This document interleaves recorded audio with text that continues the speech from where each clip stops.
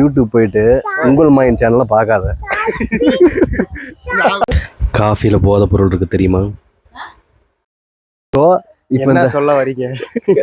என்ன சொல்ல வரீங்க? சொல்ல கேளுப்பா, சொல்ல. லக்ஷன் மேலே படுறான். லக்ஷன் அங்கே பாரு, மேலே மேலே படுறான். லக்ஷன் மேலே மேலே.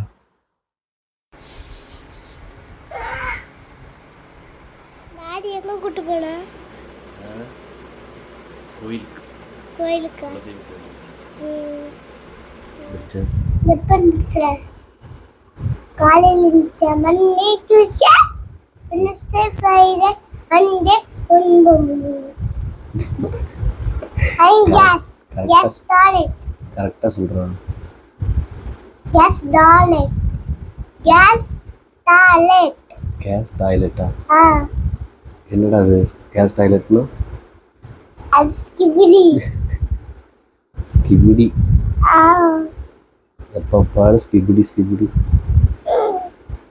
அம்மா என்ன பொம்மை?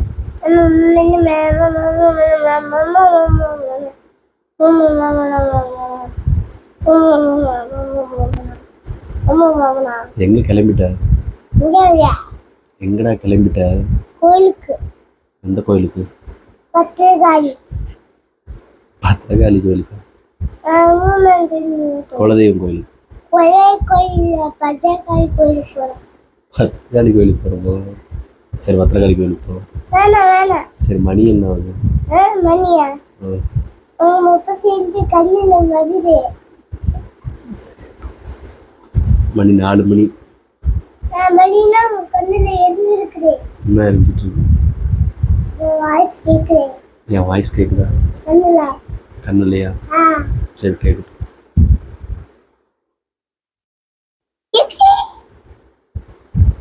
நீ ஸ்கூல் போகலையா அன்னைக்கு? ஸ்கூலா? லீவு. யார் சொன்னாங்க? ஆமா. யார் சொன்னாங்க? எங்க அம்மா. உங்கள் அம்மா சொன்னாங்க. உங்கள் மிஸ் கிட்ட சொல்கிறேன். சொல்லிட்டா? என்னம்மா நம்ம சசி மிஸ் பார்ப்பாங்க. என்னது இது? தெரியல.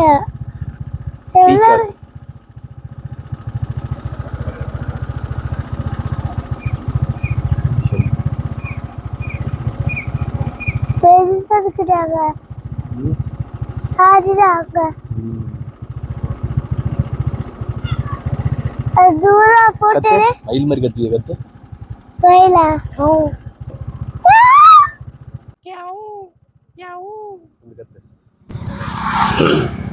கத்து கத்து கத்து. போட்டுமா போடுமா. எடுத்தாச்சு.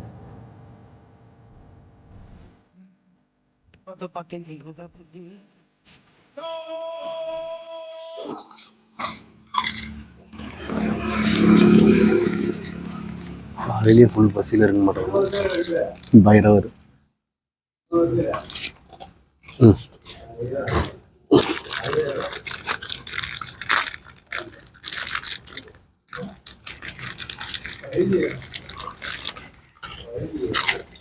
வச்சு நம்பர் சாப்பிடு. காஃபியோட வரலாறு தெரியுமா?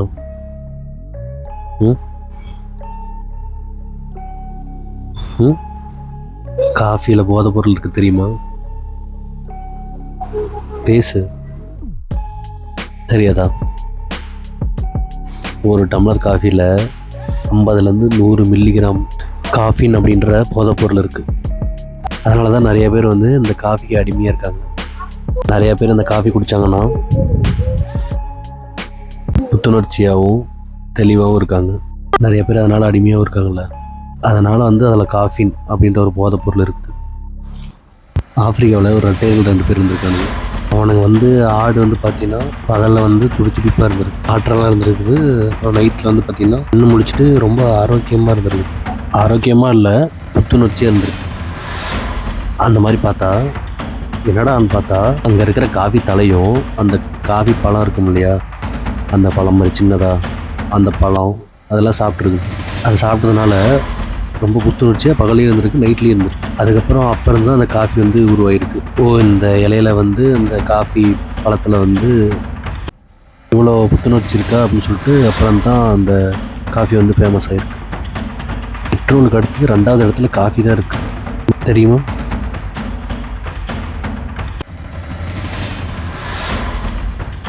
வணக்கம், நான் உங்கள் மயன். என்ன உங்கள் எல்லாத்துக்கும் தெரியும். டேய் வாடா.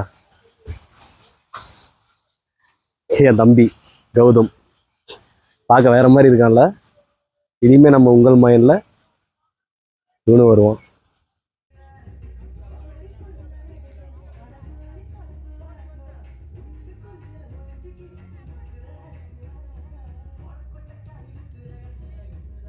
குலதெய்வம் கோயிலுக்கு வந்தாச்சா?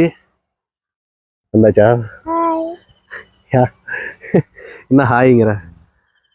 இப்போ நம்ம எல்லாம் ஃபேமிலியாக கோயிலுக்கு வந்தாச்சு. கோயிலுக்கு வந்துட்டு என்ன பண்ண போகிறோம் சொல்லுப்பா. என்ன பண்ண போகிறோம்? சிக்கன் வெட்ட போகிறோமா? சிக்கனை அறுக்க போகிறோமா? ஆட்டையா இருக்கும். ஆட்டையே அறுத்துடலாமா? அக்ஷன் வா வா வா. ஏண்டா இவ்வளவு நேரம் சொல்லிட்டு இருந்தீங்க குலதெய்வ வழிபாடுன்னு என்ன?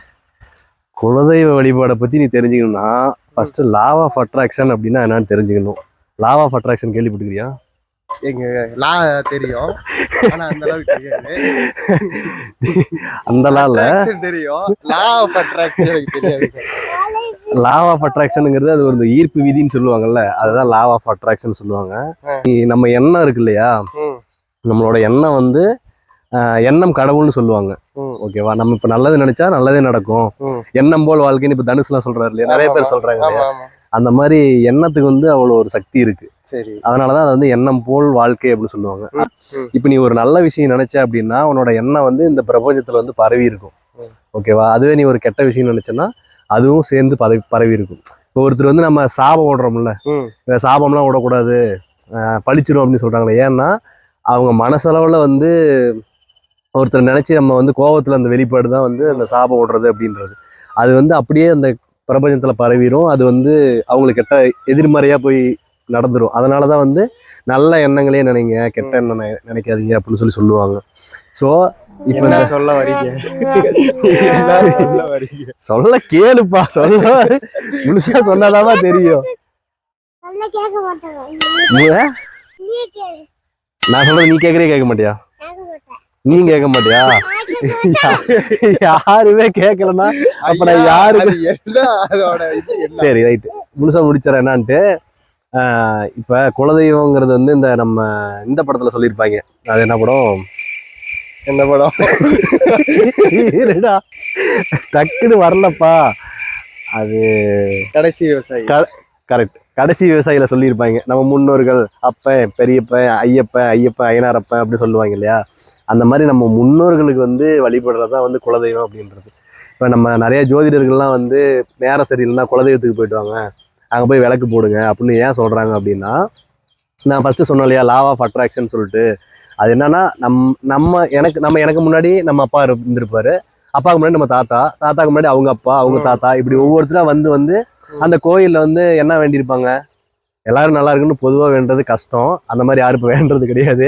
முதல்ல எல்லாரும் சுயநலமாக என்ன வேண்டுவாங்க, நான் நல்லா இருக்கணும், என் ஃபேமிலி நல்லா இருக்கணும், என் குடும்பம் நல்லா இருக்கணும், அதுக்கப்புறம் எல்லாரும் நல்லா இருக்கணும், இப்படி தானே வேண்டுவாங்க.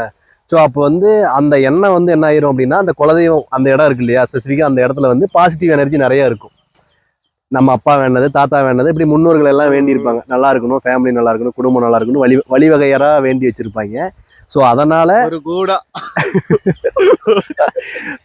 சரி ஒரு கூட வேண்டி வச்சிருந்திருப்பாங்க. ஸோ அதனால அவங்க அந்த நம்ம குலதெய்வத்துக்கு போய் நம்ம விளக்கு போட்டு அந்த இடத்துல உட்காந்து நம்ம நல்லா இருக்கணும், நம்ம கஷ்டம்லாம் தீர்ந்துரும் அப்படின்னு சொல்லி வேண்ட இடம் தான் நம்ம குலதெய்வம் கோயில். சரி, அதனால குலதெய்வம் கோயிலுக்கு வாங்க, நல்லதே நடக்கும், பாசிட்டிவா இருங்க. அதுதான் இதுதான் நான் சொல்ற விஷயம் உனக்கு காமெடியா இருக்கும், ஆனா அதுல ஒரு உண்மை இருக்குது. ஆமாவா இல்லையாடா? நமக்கு எது கொம்பு, நமக்கு என்னத்துக்கு பிரச்சனைன்னு சொல்லிட்டு அவன் மடு திரிஞ்சிட்டு இருக்கான். அவன் வந்து காடு மேடே பார்க்காதனால திரிஞ்சிட்டு இருக்கிறான். என்னதான் பண்றேன்னு தெரியலையா. 4 பேருக்கு நல்லதுன்னா என்ன பண்ணணும்? 4 பேருக்கு நல்லதுன்னா எதுவுமே தப்பு இல்லை. அது ஆண்டவர் சொன்னாரு. இந்த ஆண்டவரும் அதான் சொல்றாரு. குலதெய்வ ஆமா. என்னதான் அவங்க டிப்ரெஷன்ல இருக்க அங்க கரன்னு எல்லாம் சொல்லிட்டு இருக்காங்க. எனக்கு தெரிஞ்சு அதிகமா நீங்களே அதுலதான் இருக்கிறீங்க. ஏப்பா அமைதியா இருப்பா. நல்லா சொல்லலாம் பண்றது. அதுக்கு ஏதாவது உங்களோட கருத்துன்னு ஏதாவது இருக்கும்ல? நீ டிப்ரெஷன்ல இருக்கன்னா நேரா யூடியூப் போயிட்டு உங்கள் மைண்ட் சேனல்ல பார்க்காத.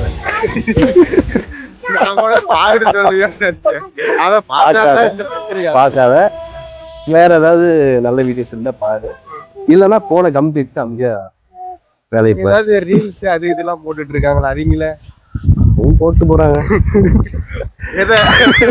ரீல்ஸ் போட்டு போறாங்கப்பா. நான் என்னவா பண்றது? ஏப்பா எல்லாம் சிங்கிள் மீனிங் தான். ஆமா ஆமா ஆமா. என் கோயிலுக்கு வந்திருக்கேன்டா. எல்லாம் வேற ஏதாவது வேற எங்கெங்கயோ கொண்டு போயிருந்தீங்க. அதனால போரின் அடிவிலே